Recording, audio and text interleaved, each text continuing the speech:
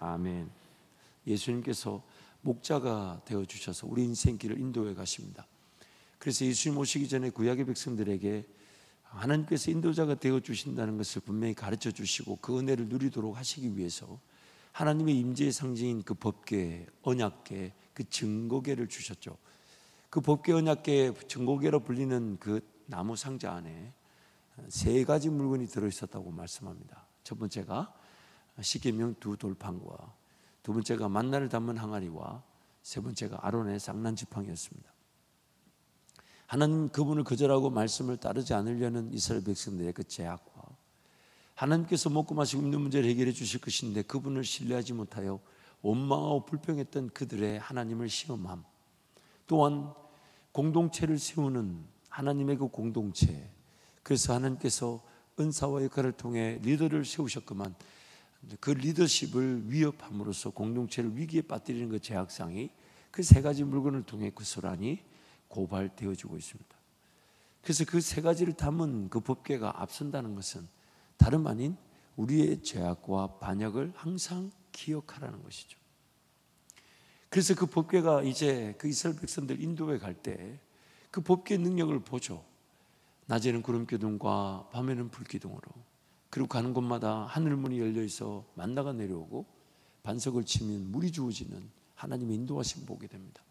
심지어 약속의 땅 가나안을 들어갈 때도 그 몸에 거두는 시기, 즉 추수 때가 되어서 요단강 물이 철철 넘쳐 건너기가 어려운 상태인데 법궤를 맨 제사장이 그 요단강에 발을 들여 놓았을 때 법궤가 저 멀리서 멈추어 서서 쌓이게 함으로써 요단강을 마른 땅을 지나가듯 지나가게 하셨죠.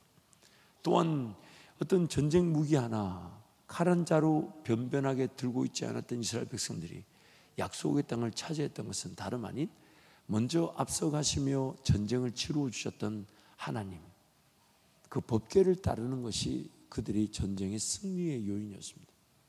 그래서 여리고성을 돌 때도 나팔수와 그 군인들이 그 법궤를 보호하듯 그 법궤를 쭉 인도해 갈 때에 법궤를 중심으로 돌기만 했을 뿐인데 여리고성이 무너졌습니다. 하나님께서 그 땅을 차지하는 법을 가르쳐 주신 것이죠. 전쟁은 하나님께 속한 것이니까요. 우리에게 속한 것이 아니니까. 그래서 하나님을 따라갈 때 이제 모든 권세와 통치자들과 주관자들과 악한 세력들이 예수의 이름 앞에 다 무릎을 꿇었습니다. 그래서 우리는 예수님 따라가기만 하면 이미 예수님이 승리하신 길을 승리의 개성가를 부르며 따라가게 되는 것인데, 예수님을 따라가지 않으니 여전히 사망의 음침한 골짜기에 버려진 듯하고 예수님을 따라가지 않으니 온갖 영적 세력들에 휘둘려서 벌벌벌 떨며 살게 되는 것입니다. 예수님만 따라가게 되면 예수 이름 앞에 무릎을 꿇는 모든 세력이 마치 나에게 무릎을 꿇듯이 우리는 영적 승리를 맛보게 되는 것인데, 예수님을 따라가지 않으면 영원한 패배자로 살 수밖에 없습니다. 그래서 구약의 이런 법궤는 이 땅에 예수님, 우리의 인도자가 되시고 목자가 되신 예수님을 상징하는 사건이라고 볼 수 있죠. 그리고 우리가 이제 세 번째로 살펴볼 법궤에 관련된 사건을 이제 다음 주까지 총 4가지 사건이 구약이 등장하는데 오늘 세 번째 사건을 찾아보게 됩니다. 지난주의 사건의 내용을 간단하게 소개한다면 이스라엘 백성들이 블레셋과의 전쟁을 앞에 두고 전쟁이 자꾸 치니까 전쟁에 이기기 위해 누가 아이디어를 냈습니다. 뭘 가져오자고 말했던 걸까요? 법궤를 가져오자고. 왜냐하면 그 법궤가 앞서갈 때에 요단 강물도 멈춰서게 했고 여리고성도 무너지게 했으니 우리가 지금 전쟁에서 지고 있는 것은 다름 아닌 법궤가 없어서 그렇다고. 그래서 사사 엘리 때에 그 아들 홈리와 비나스가 법궤를 가지고 이스라엘 진영을 옵니다. 이스라엘 군대가 사기가 충천합니다. 법궤가 우리 가운데 왔다. 그래 맞아. 이때까지 법궤가 없어서 전쟁이 진 거야. 이제 법궤가 왔으니 우리는 이긴 거야. 그런데 지난주에 말씀을 살펴본 대로 성경 전체를 통틀어서 적군들이 자기네들 스스로를 독려하고 위로하고 격려했던 말씀이 제가 지난주 읽어봤던 사사기 말씀이 유일합니다. 감히 하나님의 군대를 마주하는 대적 세력들. 그래서 여러분 성경에 나오는 전쟁의 거의 그 방금 소개했던 블레셋과의 전쟁을 빼고는요, 나머지 모든 전쟁은 소리 소문 없이 그냥 한순간에 하나님의 승리로 끝나버립니다. 자고 일어났더니 18만 8천 6천 명이 전멸되었더라, 도망갔더라, 서로 찔러 죽였더라, 한 명도 살아남은 자가 없더라. 이게 성경에 나오는 전쟁의 이야기인데, 참 신비롭게도 전쟁이 치고 있는 이유를 법궤가 없다고 생각하여 법궤를 가져왔을 그때에 성경이 무엇을 기록하고 있냐면, 블레셋 군대가 자신들끼리 비록 저들에게 법궤가 왔다 해도 우리도 한번 해볼 만하다, 열심히 한번 해보자, 싸워보자, 서로 격려하는 내용이 등장합니다.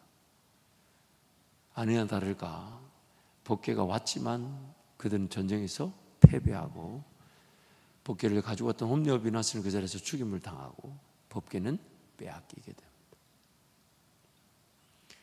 블레셋 진영으로 들어간 법궤는 그들이 생각할 때는 이스라엘 백성들이 이 법궤 때문에 가나안 땅을 차지한 것 줄을 착각하고 자신들이 뭔가 전쟁에 특별한 무기를 얻은 것처럼 여겼을 것이겠죠.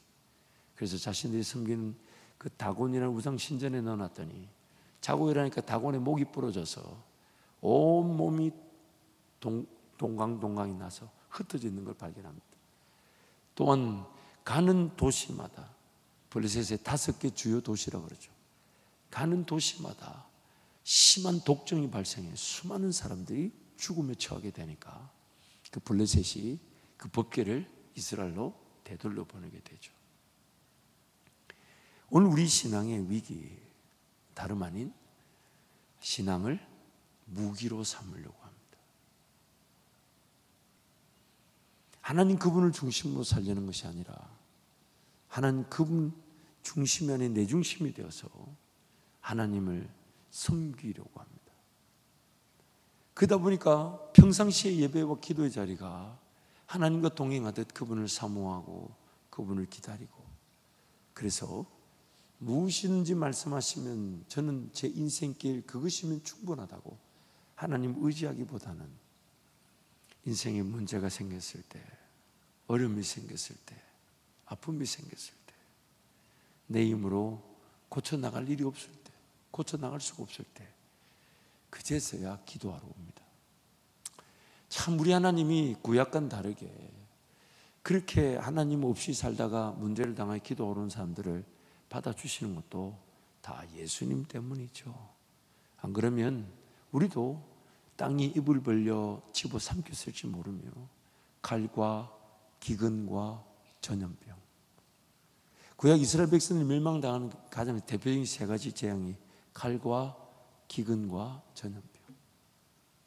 그렇게 죽고 말았을 텐데 예수님께서 우리를 용서해 주시다 보니까 이스라엘 백성들이 블레셋에 당한 그런 패배와 그런 아픔이 없이 우리는 여전한 기회를 갖고 있는 것인데, 근데 너무 안타까운 것은 그렇게 심판받아 죽은 자들보다 더 큰 죄악의 짐을 지고 살아가게 되죠.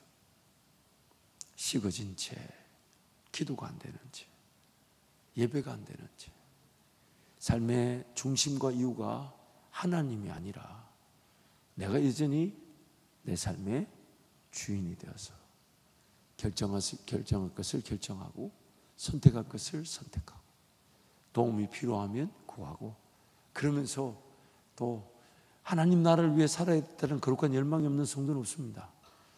이 직업이 잘 되고 이 사업이 잘 되면 선교하겠다고, 내 교회의 부르심에 순종하겠다고.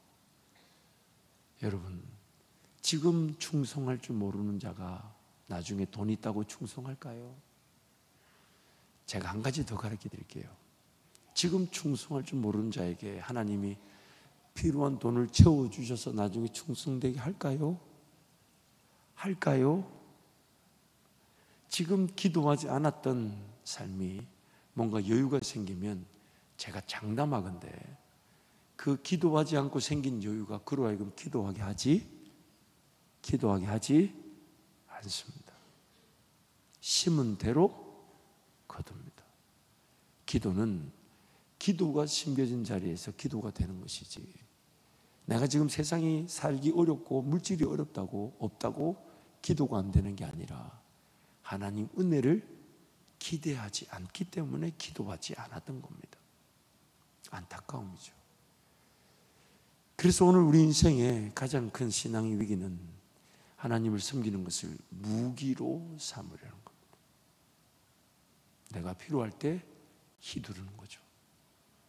내가 원할 때 진이라 하나요? 그 진이 이렇게 하면 쓱 나와요.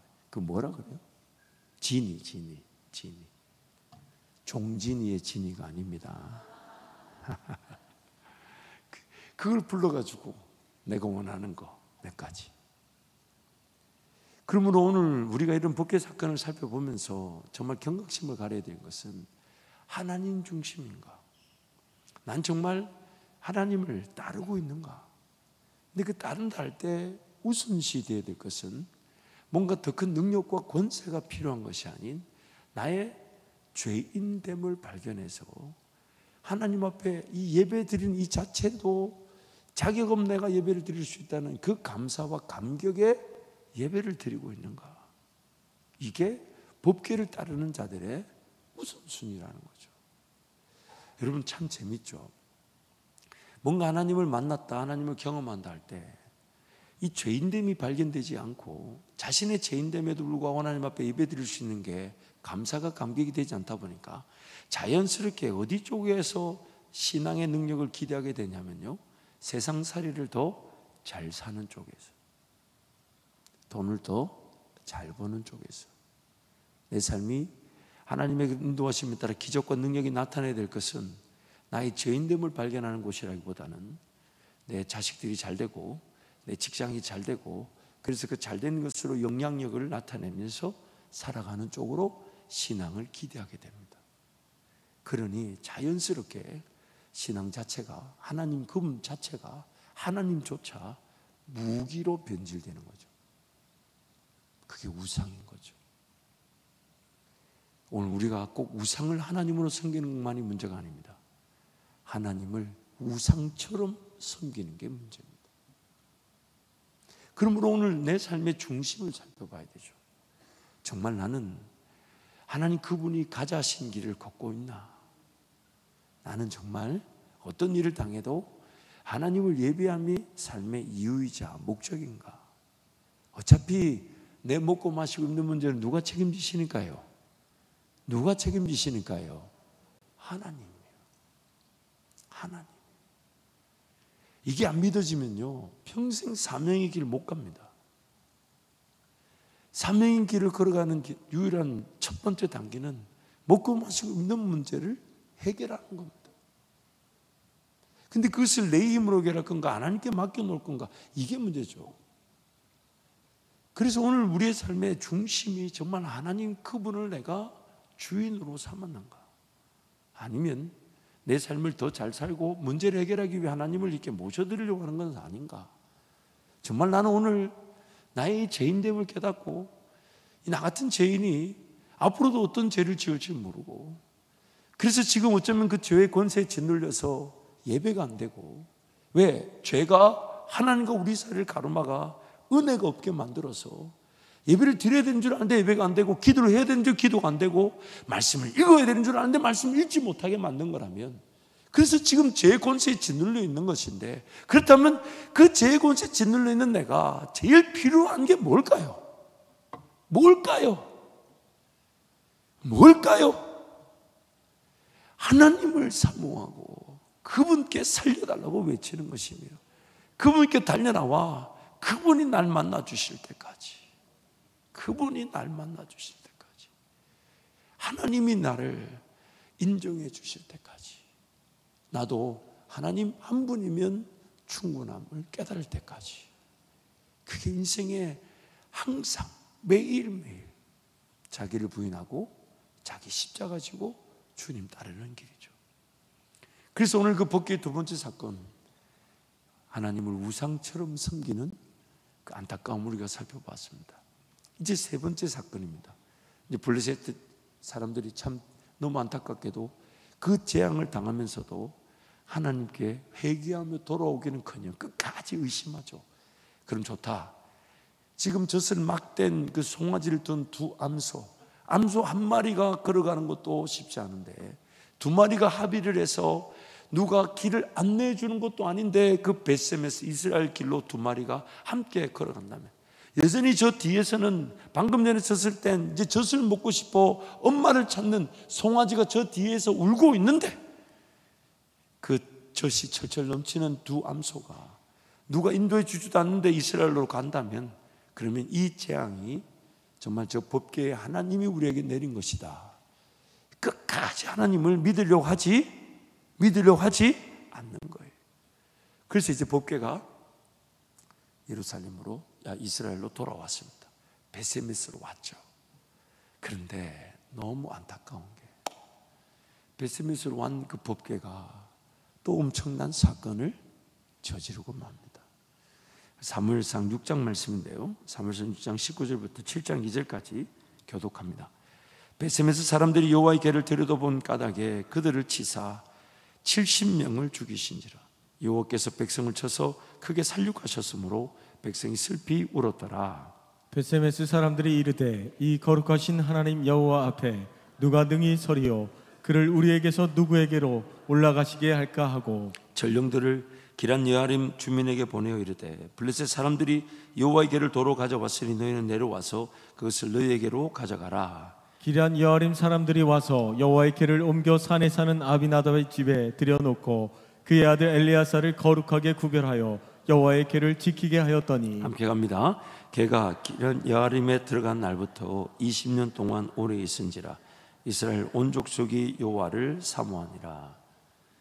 벳세메스로 왔어요. 그 벳세메스 사람들이 처음에는 법궤가 우리에게로 돌아왔다. 근데 너무 안타까운 것은 그 법궤에 대한 두려움, 즉 하나님에 대한 최소한의 자세, 하나님의 말씀을 무시한 채 그 법궤를 들여다보았다는 거죠. 대부분의 학자들이 5만 명은 좀 많다. 왜냐하면 벳세메스라는 지역 자체가 당시만 해도 그렇게 지금도 많은 인구가 살지 않으니 아마 70명이라 할 건데, 뭐 5만 70명이든 70명이든 간에 이런 마음을 생각해 보세요. 자그마한 동네에 70명이 몰살을 당했어요. 순식간에. 그 동네 분위기가 어떻겠습니까? 너무 안타깝죠. 차라리 하나님을 몰랐다면, 하나님을 섬기는 백성이 아니었다면 차라리 덜 억울할 텐데, 하나님을 섬긴다고 하는데 법궤가 돌아왔다고 좋다고 하면서, 그런데 그 하나님에 대한 무지가 그들의 신앙을 도로 독이 되게 한 겁니다. 하나님에 대한 무지가 하나님에 대한 신앙을 독이 되게 한 겁니다. 지식보다 호기심에 따라 무너진 겁니다. 하나님이 말하는 그 원리와 질서를 따르려고 하기보다 충동적으로 내가 하고 싶은 대로, 내가 원하는 대로 내 궁금증 해결하여. 종종 새가족들한테 질문을 많이 받아요. 그 질문을 다 들어보면 그 질문에 답을 다 할 수가 있는데 대전제를 무시합니다. 그 대전제가 뭐냐면, 하나님께서 살아계셔서 이 땅을 창조하셨고 모든 것이 하나님께로부터 나와 하나님으로 말미암아 운행되다가 하나님께로 돌아간다면, 마치 토기장이가 그릇을 빚는, 그래서 우리가 그 그릇으로 만들어졌다면, 내가 먼저 전제해야 될 것은 하나님의 주인 되심과 하나님 그분이 창조한 질서의 원리라는 게 있는데, 그거 무시하고 내가 이거 궁금하다, 내가 이거 의심된다, 내가 이게 믿어지지 않는다. 근데 그 질문을 들어보면 하나님 그분이 주인 되신 자체를 거절하는 겁니다. 그래서 그 질문이 나오는 거예요. 만약 하나님이 도구장이시고 내가 그릇이라면 그런 질문을 할 수 있을까요? 왜 이렇게 만들었고, 왜 이런 힘든 일이 있고, 왜 이런 악이 있고, 왜 이런 고통이 있고, 왜 이렇게 살아야 되냐? 내가 토기고 토기장이가 있다면 그 토기가 지음을 받은 내가 나를 왜 이렇게 지었고, 나를 이렇게 금이 가게 만들었고, 온물을 주워 담으며 나는 왜 그렇게 말할 수 있습니까? 그런데 하나님 그분을 아예 배제합니다. 근데 여러분, 이것이 꼭 비단 그런 극단적인 이 악영향만 있는 게 아니에요. 오늘 저 어려운 삶도 한번 생각해 보세요. 여러분이 먼저 급하다고 여기는 거 한번 생각해 보세요. 그래서 기도를 못했고 예배를 우선시하지 못하게 만든 것들 뭡니까? 그리고 왜 그래야 됩니까? 왜 그래야 됩니까? 예배가 안 되는 건 그럼 예배가 안 되는 나의 습관, 문화, 이걸 지금 안타까워할 줄 알아야 되지 않을까요? 뭔가 예배를 해야 되는데 하나님 그분을 예배하지 못하게 뭐가 지금 먼저 해결돼야 됩니까? 아니, 모든 문제가 다 있다 해도 심지어 세상의 모든 아픔과 상처를 내가 다 지고 있다 해도 만약 그가 예배할 수 있다면 그 인생은 성공한 겁니다. 근데 핑계가 있다고, 변명이 있어. 오늘 이것 때문에 예배가 안 되고, 저것 때문에 기도가 안 되고, 저것 때문에 내가 하나님의 부르심에 따를 수 없다라고 말한다면 질문이 맞습니까? 질문이 맞습니까? 오늘 밤이라도 내 생명 하나님 가져가신다면 그 질문이 맞습니까? 맞습니까? 오늘 우리의 그런 잘못된 이 베세메스 사람들과의 그 위기는 다름 아닌 무지가 신앙이 독이 되게 한 것입니다. 무지가 세상을 사는 것도 아니고 하나님 나라를 사는 것도 아닌 그 중간에 끼어 머뭇머뭇거리면서 세상살이에 피곤한 것도 다 짊어져야 되고, 하나님을 모르니 하나님을 섬겨야 된다는 부담감이 더 크니 이중적으로 시달리게 되죠. 세상에서도 시달리는데 안 그래도 힘들어 죽겠는데 목사는 자꾸만 새벽에 오라 하고 저녁에 오라 하고 빠져나갈 구멍을 안 만들어 100일 동안 새벽 저녁 2번씩 팽팽 돌려가지고. 그래, 누가 그랬대요. 우리 교회는 도망갈 데가 없대. 그 말 듣는데 얼마나 감사한지. 앞으로 여러분의 뒷구멍을 차단할 수만 있다면 모든 방법을 다 쓸 겁니다. 그냥 목사가 하자는 대로 하는 게 제일 좋을 겁니다. 제가 확신하건대, 제가 여러분한테 제안하는 게 여러분 개개인의 신앙의 최대치까지는 아니지라도 최소치는 제가 보장해 드릴게요. 안전장치는 있어야 안 되겠어요? 베세메스 그 주민들이 차라리 신앙이 없었다면 여기는 들먹지 않았을까요? 아니, 쟤네들은 하나님을 섬긴다면서 어떻게 하나님의 진노를 받아 죽었대? 자, 오늘 우리가 그런 아픔을 겪고 그 어려움에 넘어질 수 있잖아요. 아니, 예수 믿는다던데 저 뭐 예수 믿는 것 같지도 않고, 예수 믿는다는데 뭐 세상 사람보다 더 비리비리거리고 어려워하고, 예수 믿는다는데 그 예수 능력 어디 갔는지 사람한테 손 벌리고.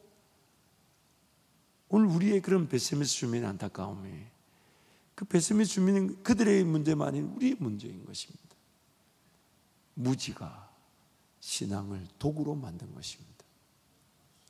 이 사건은, 이 법궤 사건이 이대로 끝나지 않죠. 그래서 베세메스 주민들이 그 하나님이 자신들과 동행할 수 있는 기회를 무서워서, 마치 가다라 지방에 군대 귀신들을 돼지떼에 넣어서 다 주님이 처리해 주셨는데, 돼지떼 모든 자들이 자신들의 돼지떼를 잃어버려 주민들을 얘기할 때 주민들이 예수님으로 하여금 자기 지방에서 떠나가시기를, 그 주님이 계시면 병든 자가 치유를 받게 될 거고, 귀신 들린 자가 쫓겨나게 될 것이고, 죽은 자가 살아나게 될 것이고, 회개하며 주께로 돌아올 그 하나님 은혜가 있는데 그걸 몰아내버리죠. 우리는 감당치 못하겠사오니, 지금 내 직장이 이 정도면 충분하오니, 내 삶의 자리가 이 정도면 괜찮으니 주님 더 이상 나를 건들지 마시고 딴 데 가시라고. 딴 데.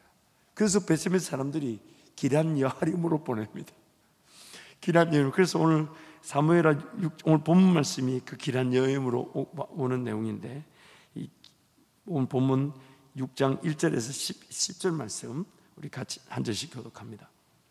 다윗이 이스라엘에서 뽑은 무리 3만 명을 다시 모으고 다윗이 일어나 자기와 함께 있는 모든 사람과 더불어 바알레 유다로 가서 거기서 하나님의 궤를 메어 오려 하니 그 궤는 그룹들 사이에 자정하신 만군의 여호와의 이름으로 불리는 것이라. 그들이 하나님의 궤를 새 수레에 싣고 산에 있는 아비나답의 집에서 나오는데 아비나답의 아들 우사와 아요가 그 새 수레를 모니라. 그들이 산에 있는 아비나답의 집에서 하나님의 궤를 싣고 나올 때에 아요는 궤 앞에서 가고 다윗과 이스라엘 온 족속은 잣나무로 만든 여러 가지 악기와 수금과 비파와 소고 양금과 제금으로 여호와 앞에서 연주하더라. 그들이 나곤의 타작마당에 이르러서는 소들이 뛰므로 우사가 손을 들어 하나님의 궤를 붙들었더니 여호와 하나님이 우사가 잘못함으로 말미암아 진노하사 그를 그곳에서 치시니 그가 거기 하나님의 궤 곁에서 죽으니라. 여호와께서 우사를 치심으로 다윗이 분하여 그곳을 베레스 우사라 부르니 그 이름이 오늘까지 이르니라. 다윗이 그날에 여호와를 두려워 이르되 여호와의 궤가 어찌 내게로 오리오 하고 다윗이 여호와의 궤를 옮겨 다윗성 자기에게로 메어가기를 즐겨하지 아니하고 가드 사람 오베데돔의 집으로 메어간지라. 베세멘 사람들이 법궤를 들여다본 걸로 70명 혹은 5만 70명이 죽임을 당하고 베세멘 사람들이 그것을 감당하지 못하니까 기럇 여아림에 부탁합니다. 그래서 기럇 여아림 사람들이 그 법궤를 받았으니 소문을 들었을까요? 안 들었을까요? 소문을 들었을까요? 안 들었을까요? 최소 70명이 죽었다. 법궤에 손대지 마라. 그래서 이번에는 그 아비나답의 집에 가는데 너무 안타까운 게 그 법궤가 딱 아비나답의 집에 가는 순간 아비나답이 그 법궤를 어떻게 취급하냐면 법궤가 전혀 관계하지 않은 채 법궤만 지킵니다. 그 법궤를 하나님의 그런 어떤 그 뜻과 인도하심, 그 하나님을 두려워 경외함으로 뭔가 관계를 맺으려고 하기보다는 자기 집에 지금 하나님의 임재가 왔고 하나님 그분이 어떤 뜻을 가지고 계시며 어떻게 인도하기를 원하시며 그래서 그 두렵고 떨림으로 그 법궤를 대하기보다는 아예 딱 철벽을 치고 자기 자식들을 지키는 자들로만 딱. 왜? 방금 베세메스에서 70명 죽이고 왔으니. 그런데 이것이 지킨다는 것 자체가 오늘 어떤 문제가 있었는지를 안타깝게 결과를 보여주잖아요. 아비나답의 집에 있었던 법궤, 그리고 이제 20년의 시간이 지났습니다. 시간대로 보면 블레셋에 갔다가 다윗성으로 올라갈 때까지 약 70년 동안 법궤가 이스라엘 백성들의 손에 있지 않았습니다. 있었다 해도 그 20년 동안 기럇 여아림 집에서 아무도 하나님의 뜻을 물으러 간 적도 없고 법궤를 중심으로 산 것도 아니고 법궤에 하나님의 뜻을 묻지도 않고 그저 창고 안에 손 못 대게 들여다보지 못하게 지키겠는데 그 지키겠다는 것이 만약 정말 하나님을 두려워하며 하나님을 모신 결과인지 아닌지는 오늘 본문에서 말해주죠. 아비나답의 아들이었을 수도 있고 혹은 손주였을 수도 있는데 다윗이 그 법궤를 몰고 가려고 하니까 레위인들 하나님이 정해놓은 사람들이 그 법궤를 지고 가야 될 법궤를 새 수레에다가 올려놓고 이제 그 법궤를 그 아비나답의 집에 지켰던 우사와 아요가 그 법궤를 호위하며 가는 거죠. 근데 너무 안타까운 것은 소가 날뛰니까 법궤가 넘어지려니까 우사가 법궤를 덥석 잡았습니다. 하나님을 지킨다고 한 거예요. 교회를 지킨다고 한 거예요. 하나님 그분의 나라를 위해 산다고 한 거예요. 아니 안 그렇습니까? 하나님께 최선을 다한 겁니다. 하나님 그분을 지키기 위해 다른 것 하지 않고 그것만 했습니다. 근데 하나님을 하나님답게 섬긴 것이 아니었습니다. 정말 두렵지 않나요, 여러분? 오늘 내 신앙이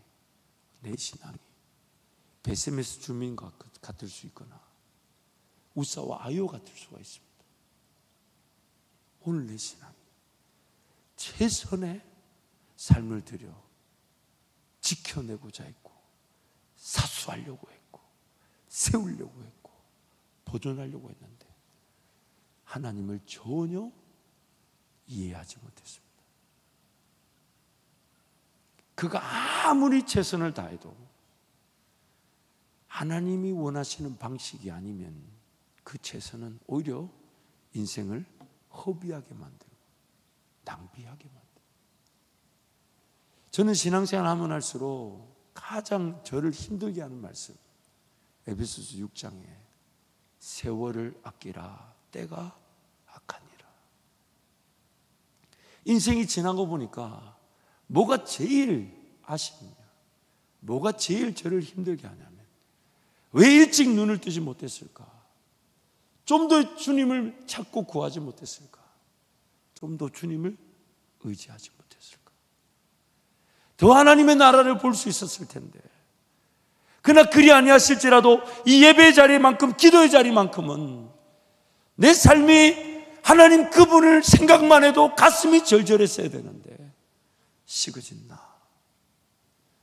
신앙생활은 하고 있는데 그 신앙생활이 하나님 그분을 느끼기보다는 나의 그냥 일방적인 드림의 시간이 아닌지, 내가 하고 싶은 신앙은 아닌지, 내가 할 수 있는 신앙은 아닌지, 내 모든 걸 다 드린다고 하면서 하나님의 그 질서와 법, 하나님의 말씀과 관계없는 나만의 신앙생활은 아닌지. 여러분, 그것만큼 안타까운 게 있을까요? 예수를 안 믿는 불신도 너무너무 안타까움이겠지만 예수를 믿고 섬기겠다고 한 이 자리에서 최선을 다해 드리고 있는데 그 최선을 다해 드리는 그 나의 신앙이 오로지 내 생각, 내 뜻이었다면 하나님은 나는 너를 모른다 하시는 거라면, 나는 네 예배를 단 한 번도 받은 적이 없다라고 하신다면, 우사와 아요가 평생을 법궤를 지켰어요. 근데 하나님을 섬김으로써 지켜진 것이 아닌 그냥 하나님과 인격적인 동행이나 만남이나 예배 이런 거 관계없이 문만 걸어 잠그고 그 앞에 지켰던 겁니다. 그러다 보니까 시간이 지나면 지날수록 자신들의 역할에 대한 자부심, 내가 이 교회를 지켰어, 내가 이 신앙을 지켰어, 그 자부심과 자만심이 한순간의 심판의 대상이 되어버렸어요. 한순간 20년을 법궤를 지켰던 우사가 법궤를 지켰던 그 마음으로 법궤를 붙잡은 것인데 죽임을 당했어요. 이 법궤가 블레셋에 돌아와서 이스라엘에서 이렇게 일으킨 사건들을 볼 때 법궤를 통해서 우리가 발견하게 되는 게 있습니다. 그것은 뭐냐면 법궤가, 즉 하나님의 임재와 하나님 말씀이 앞서가기만 하면 우리는 반드시 그 하나님의 인도하심을 보게 되지만, 그 법궤가 앞선다는 것은 다름 아닌 우리 자신들의 문제와 우리 자신들이 먼저 처리해야 될 것이 무엇인지를 드러내는 역할을 하고 있습니다.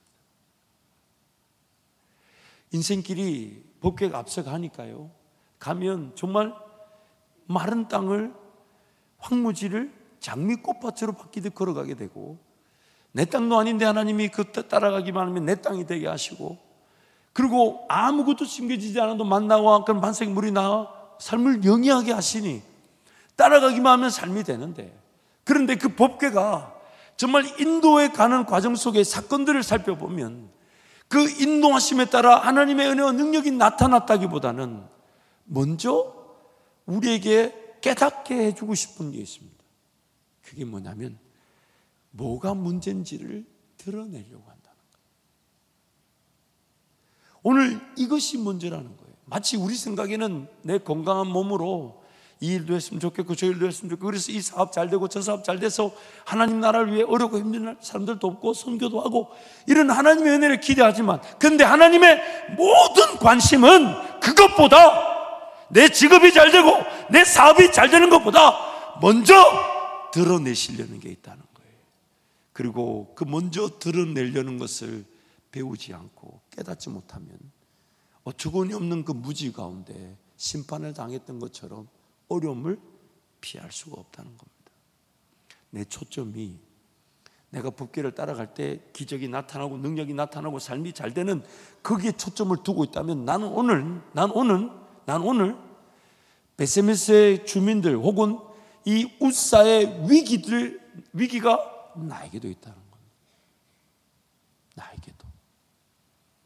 그래서 그 법궤가 지금 사건에 연루될 때마다 법궤 때문에 결론적으로 우리에게 성경이 말씀하고 싶어하는 내용이 뭐냐면, 그런 인생길을 걸어가며 차지할 땅을 차지하고 심어야 될 것을 심고 열매를 거두는 일이 분명히 있지만, 그것보다 마치 땅을 개간하듯이 먼저 선행돼야 되는 것, 즉 우리 앞에 환히 우리를 드러내는 게 있는데, 그게 바로 우리의 죄악됨을 깨닫게 한다는 거예요. 그래서 히브리서 4장 말씀이 이렇게 얘기하죠. 12절부터 16절까지 우리 히브리서 4장 함께 선포합니다. 하나님의 말씀은 살았고 활력이 있어 좌우의 날선 어떠한 검보다도 예리하여 혼과 영과 및 관절과 골수를 찔러 쪼개기까지 하며 또 마음의 생각과 뜻을 판단하나니 지으신 것이 하나도 그 앞에 나타나지 않음이 없고 우리의 결산을 받으실 이에 눈앞에 만물이 벌거벗은 것 같이 드러나느니라. 그러므로 우리에게 큰 대제사장이 계시니 승천하신 이 곧 하나님의 아들 예수시라. 우리가 믿는 도리를 굳게 잡을지어다. 우리에게 있는 대제사장은 우리의 연약함을 동정하지 못하실 이가 아니요 모든 일에 우리와 똑같이 시험을 받으신 이로되 죄는 없으시니라. 그러므로 우리는 긍휼하심을 받고 때를 따라 돕는 은혜를 얻기 위하여 은혜의 보좌 앞에 담대히 나아갈 것이니라.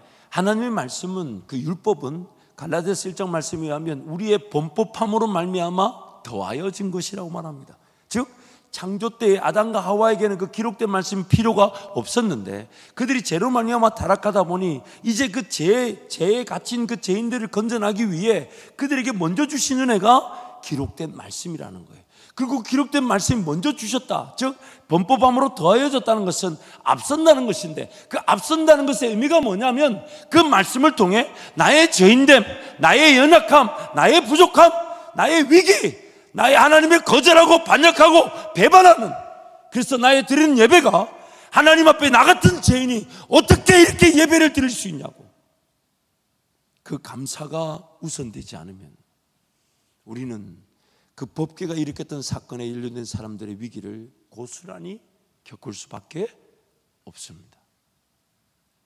고스란히 베세메스 주민들처럼 함부로 그것을 들여다보고 우사처럼 하나님을 섬기기에 기꺼이 그 법궤를 지키고 살아가는 것이 아닌, 그저 하나님과 관계없이 사람들을 지켜야 되고 사람들을 보호해야 한다는 이유로 20년을 지켰던 그의 헛된 신앙.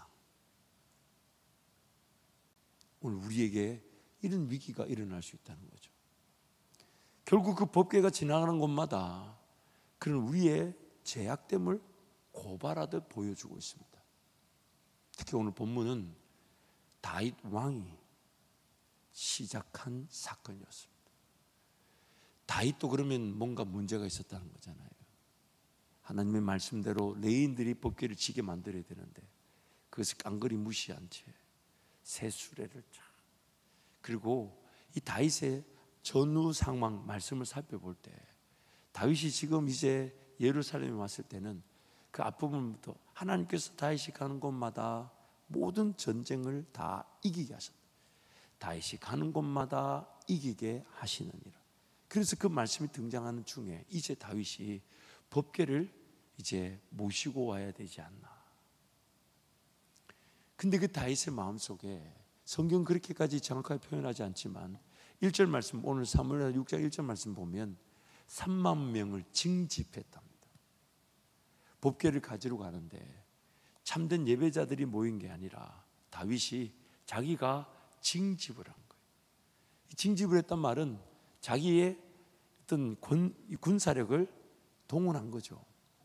또한 8절 말씀 보면 하나님께서 그 우사를 치시니까 그 자기가 하나님 우사를 치셨다 해서 베레스 우사라고 이름 부르면서 그 법궤가 자기한테 오기를 즐겨하지 않고, 그래서 이렇게 말합니다.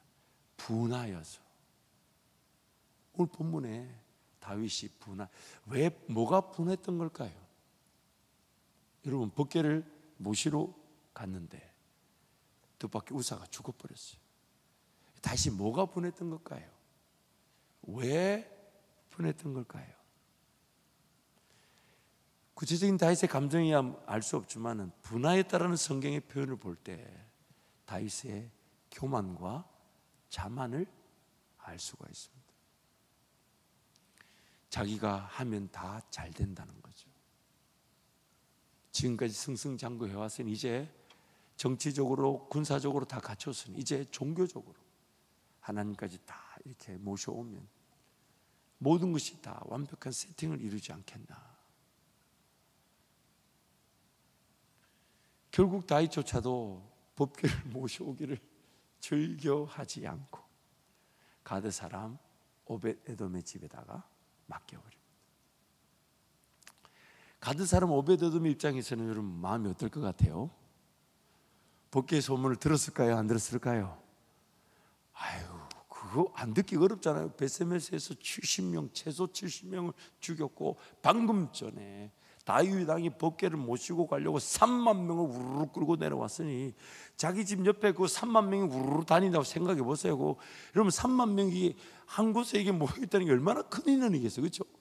그런데 거기서 우사가 죽었으니 난리가 났을 거 아닙니까? 그래서 다윗이, 성경은 정확하게 왜 가드 사람 오벳에돔의 집에다가 법궤를 이렇게 맡겼는지, 다윗이 맡겼는지 오벳에돔 집에 가게 됐는지 구체적인 얘기를 하지 않아요. 근데 그건 우리가 다음 주 금요일에 좀 더 살펴보겠지만 오벳에돔의 입장은 어떨까요? 다른 거 제쳐두고 오벳에돔의 입장은 어떨까요? 여러분 같으면 그 법궤를 받아들이겠어요? 안 받아들이겠어요?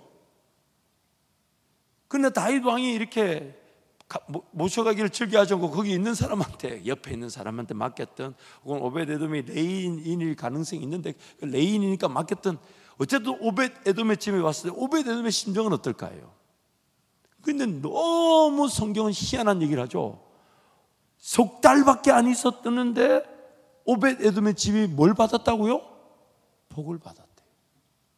아비나답의 집에 20년을 있었는데 결과는 우사의 죽음이었는데, 오벳에돔 집에는 석 달을 있었는데 하나님이 복을 주셨답니다.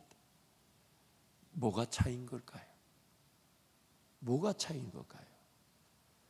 아비나답의 집에 있을 때는 하나님을 두려워하며 경외함, 하나님 그분을 인정하고 모셨다기보다는 그냥 하나님을 봉쇄했죠. 그리고 그렇게 봉쇄하면서 사람들로부터, 하나님으로부터 사람들을 지켜냈다라는 20년의 하나님께 대한, 사람에 대한 충성의 그 교만이 우사로 하여금 법궤를 함부로 손을 대게 하는, 그 군사적, 사회적, 정치적으로 모든 것에 갖췄으니 이제 법궤만 올라오면 이제 모든 것을 다 갖출 수 있을 것이라고 여겼던 다윗의 자만, 3만 명을 징집해서 데리고 왔던 다윗의 군사력 처참하게 무너졌죠. 그런데 오벳에돔의 집에서 석 달 있었는데 복을 받았다는 것은 오벳에돔의 가족들이 법궤를 중심으로 살았다는 거죠. 법궤를 최소한 두려워할 줄 알았다는 것. 참 구약식 표현이죠. 오늘 우리는 더 이상 그런 두려움에 사로잡히지 않지만 구약에는 더 이상 예수 그리스도의 구원이 오기 전이니 자신들의 죄인됨과 그 죽음, 심판에 대한 두려움, 그리고 하나님 그분을 두려워할 줄 아는 마음. 그래서 성경에서 하나님을 경외한다 할 때 그 경외라는 단어가 fear라는 단어, 영어 단어, 두려움이라는 단어를 쓰죠. 두려움이 경외를, 하나님을 경외하는 전부일 수는 없어도 하나님을 경외한다고 하는 이들에게 하나님을 무서워할 줄 아는 두려움은 반드시 있다는 겁니다.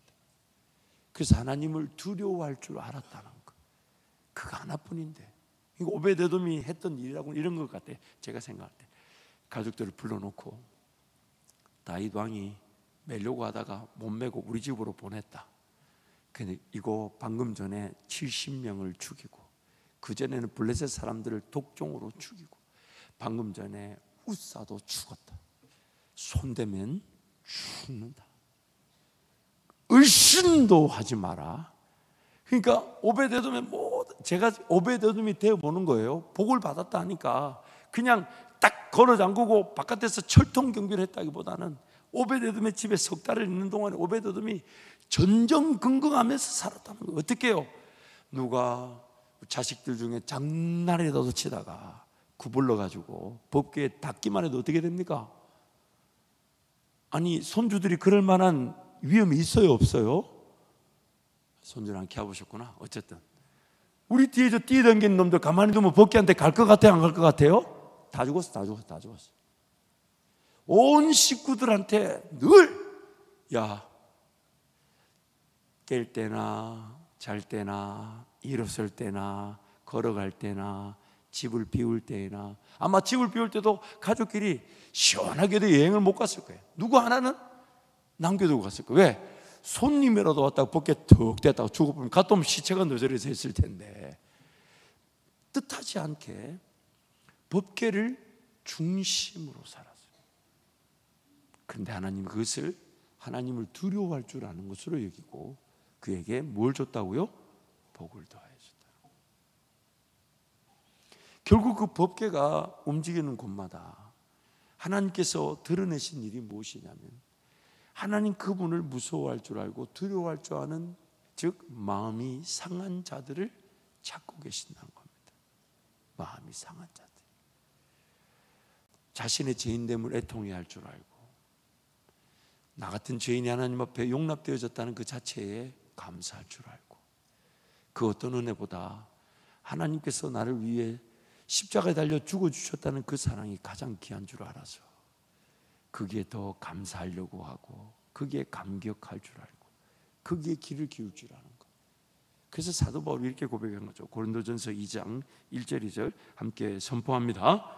형제들아, 내가 너희에게 나아가 하나님의 증거를 전할 때에 말과 지혜의 아름다운 것으로 아니하였나니, 내가 너희 중에서 예수 그리스도와 그가 십자가에 못 박히신 것 외에는 아무것도 알지 아니하기로 작정하였습니다. 오베데돔의 복이 주어졌다 했을 때 제가 말씀을 묵상하면서 참 하나님은 신묘막측하시다 싶은 것이, 우리는 항상 하나님 우리에게 복을 주실 것에 대한 계획이나 꿈이나 비전 이런 걸 사모하지만 하나님 그거에 관심이 없으시고, 하나님이 자신의 모든 걸 다 걸어 나를 사랑하셨다는 것에 내가 그 사랑을 느낄 줄 아는가.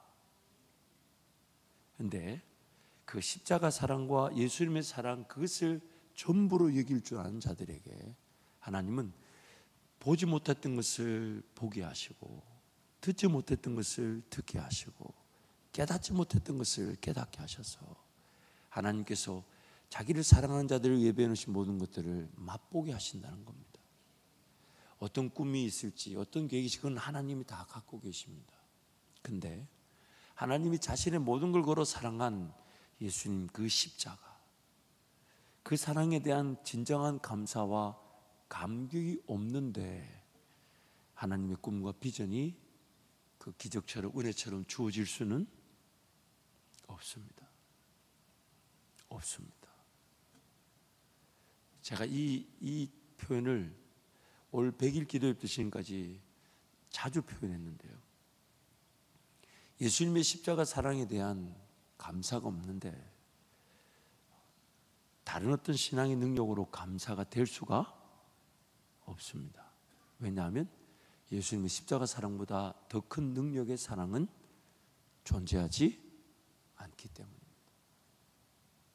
더 잘 살아서 일이 더 잘 해결되어서 내가 하나님을 감사로 예배할 수 있는 게 아니라, 지금 날 구원하신 그 십자가 사랑, 하나님께서 자기 아들을 아끼지 않고 우리에게 내어주심으로 다른 무엇을 더 아낄 수 있겠냐 하시면서 자신의 모든 걸 거셨던 그 사랑.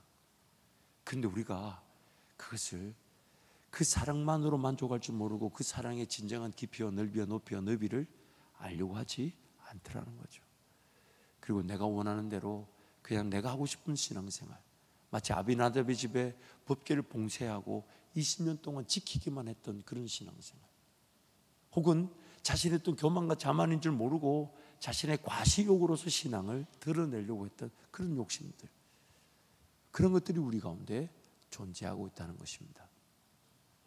말씀을 정리하겠습니다. 이재철 목사님의 인간의 일생이라는 책에 보면 이 베레스 우사라는 단어를 써서 글을 제시한 게 있는데, 참고로 이 베레스 우사란 말은 페레스라는 이 치다, 그러니까 우사를 치다, 하나님 우사를 치다라고 직접적으로 번역되지만 그 페레스에 베레스라는 비읍자가 들어가게 되면 비읍자가 능력과 위엄이라는 말이 포함됩니다. 그래서 베레스 우사란 말을 직역하게 되면 이렇게 됩니다. 하나님이 그날 자기의 힘과, 이 내용 말고 좀 이따가 잠깐만요. 베레스 우사란 말을 직역하게 되면 하나님이 그날 자기의 힘과 능력과 위엄을 하나님보다 더 귀히 여겼던 우사를 치셨다. 하나님의 위엄과 능력보다 자기의 힘과 능력과 위엄을 더 중하게 여겼던 그 우사를 치셨다. 그게 베레스 우사의 직접적인 번역일 수 있다는 거죠. 그래서 우사를 쳤지만 그 자리에 있었던 다윗과 그 이스라엘 백성들에게 하나님은 경종이 되게 하신 거죠. 그래서 인간의 일생에 이재철 목사님 글을 소개하면, 하나님보다 스스로 더 높아지려는 자신을 베레스 우사하라. 자기 야망을 위해 하나님의 말씀을 왜곡하려는 자신을 베레스 우사하라. 하나님의 말씀을 부적이나 장식품으로 이용하려는 자신을 베레스 우사하라. 진리의 대가가 불이익일까 두려워 진리를 외면하려는 자신을 베레스 우사하라. 경건의 삶보다 아무도 모르게 욕망의 늪에 침잠하려는 자신을 베레스 우사하라. 어떤 직책에 있든 사람을 섬기는 것이 아니라 지배하려는 자신을 베레스 우사하라. 자신을 치라는 거죠. 하나님보다 더 높아지려고 하거나 하나님을 이용하려고 하거나 하나님보다 사람을 더 기쁘게 하려는 것이나 하나님 그분을 삶의 중심으로 모시려 하지 않는 모든 것들을 쳐서라도 하나님 앞에 바로 서자는 그런 표현인 것이죠. 사랑하는 성도 여러분, 오늘 하나님 말씀이 우리에게 더하여졌다는 것은 이것부터 앞서라는 것이죠. 그리고 이 말씀이 오늘 우리에게 먼저 주시고자 하는 은혜는 히브리서 4장 말씀처럼 찔로 쪽에서 하나님 앞에 모든 것이 다 드러났을 때 우리 자신들을 발견해서 완전한 대제사장이로 그 은혜에 따라 긍휼하심을 얻는 때를 따라 긍휼하심을 얻는 그 은혜를 사모하고 하는 예수께로 달려나가 예수님 한 분이면 충분한 줄 아는 것, 예수님을 즐거워할 줄 아는 것, 예수님만 자랑할 줄 아는 것, 예수님만 기뻐할 줄 아는 것, 그게 우선이 돼야만이 성령 하나님의 어떤 꿈이나 비전이 나타나지만 그런 성령의 꿈과 비전이 나타나지 않는다 해도 나는 예수님 한 분이면 충분해서 그분을 기뻐하고 즐거워하게 되는 것입니다. 이제 한번 통성으로 같이 기도하겠습니다.